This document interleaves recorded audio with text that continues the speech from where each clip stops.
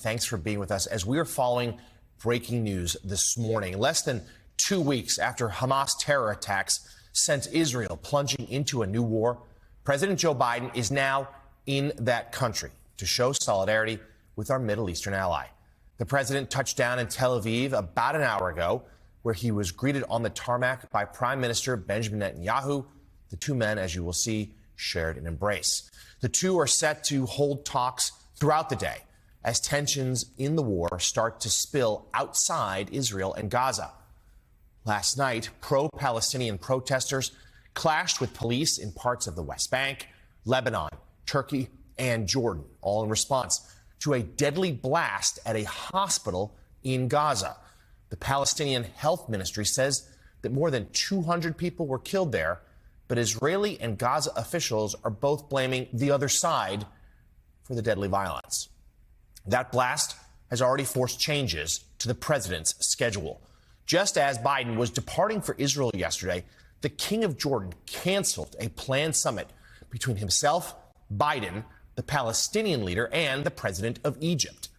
In a statement, Jordan's foreign minister wrote, quote, "A summit would not be able to stop the war now." That explosion at a Gaza hospital has killed hundreds of people under investigation as we speak. It happened in Gaza City, in the northern part of the territory that was placed under an evacuation order by Israel last week. Hamas, which launched terrorist attacks that set off this war, immediately blamed Israel for the explosion. Israel, for its part, says the explosion was caused by a misfired rocket launched by another terrorist group, one known as Islamic Jihad. Prior to arriving in Israel, President Joe Biden released a statement that read that he was, quote, "outraged and deeply saddened by the explosion," adding that he immediately spoke to Prime Minister Netanyahu and the King of Jordan and directed his national security team to continue gathering evidence about what exactly happened. Meanwhile, Israel's defense forces overnight shared video on social media claiming that it was proof that the explosion was caused by a failed rocket launched by that Islamic Jihad group. And just a few moments ago, as President Biden sat down with Prime Minister Netanyahu at the beginning of their bilateral meeting there in Israel, the president was heard to say this by the press pool, quote, "Based on what I've seen, it appears as though it was done by the other team, not you," he told Netanyahu, suggesting that indeed it was not an Israeli rocket, but rather one that came from inside Gaza. The president added, quote, "But there's a lot of people out there not sure." The president did not take any questions from the reporters as they are being moved out of that room. Joining us live now from Tel Aviv is senior national correspondent for NBC News, Jay Gray, and in Washington, White House reporter for the Wall Street Journal, Ken Thomas. Jay, let's start with you. As the president begins his visit today, he's only on the ground for a few hours, touched down a short time ago. Right. You're following the aftermath of that explosion that certainly, though the president suggesting that U.S. intelligence believes that it came from Gaza, it has already inflamed much of the Arab world. Give us the latest on the ground there. Yeah, and I think you make a great point there, Jonathan. It's the images driving this right now, the image of the president arriving in the war zone here, hugging on the tarmac with the leaders of Israel and several of them who greeted him there. The images of an area that has been air attacked for days by Israeli forces, now with an explosion at a hospital. That is pushing both sides in this right now, and it's not in a good direction, obviously. We know that hundreds are dead, as you summed up expertly. Hamas blaming Israel during an airstrike, and there were dozens yesterday. Israel saying it was that failed rocket launched by the Islamic Jihad.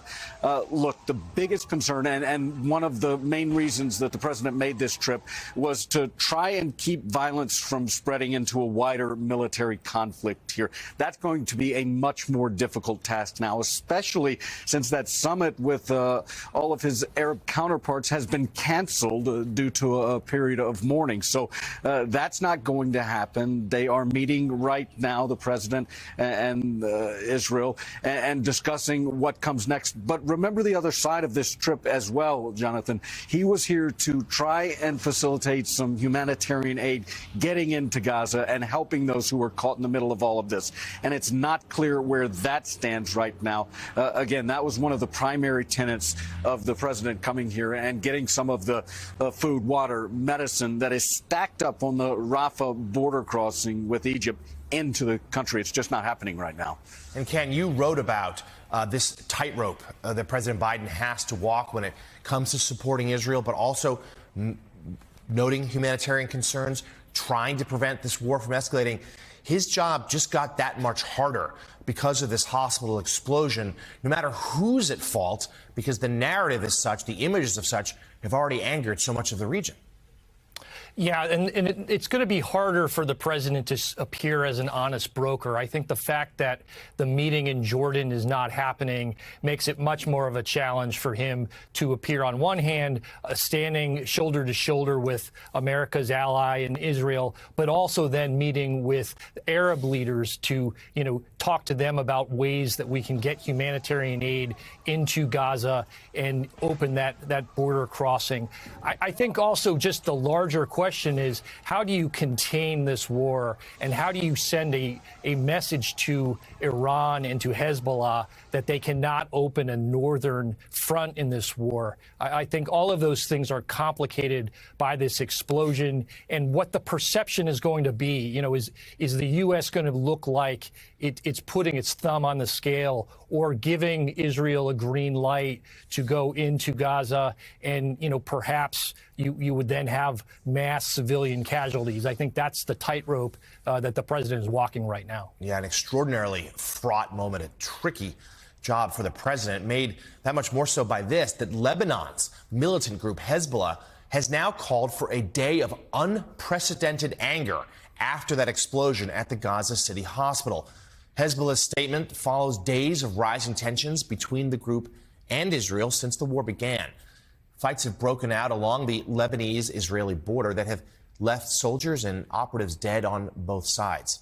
It's reporting in Axios this morning that as a result of that fighting, the White House has been discussing the possibility of using military force if Hezbollah attacks Israel in a more significant way. That's according to 3 U.S. officials and 1 Israeli official who have knowledge of the situation. The Biden administration has sent messages to Hezbollah through third parties and made it clear, warning Hezbollah not to intervene. According to Axios, any decision by the U.S. to use force would depend on the scope of the possible Hezbollah attack and Israel's ability to respond. So, Jay, tell us a little bit more about the regional concerns here. There's real worry this could become a two-front war. Yeah, I think there's absolute worry that continues to grow. And I want to say, Jonathan, so does the amount of troops and equipment dedicated to that area by Israel. They are growing their footprint there.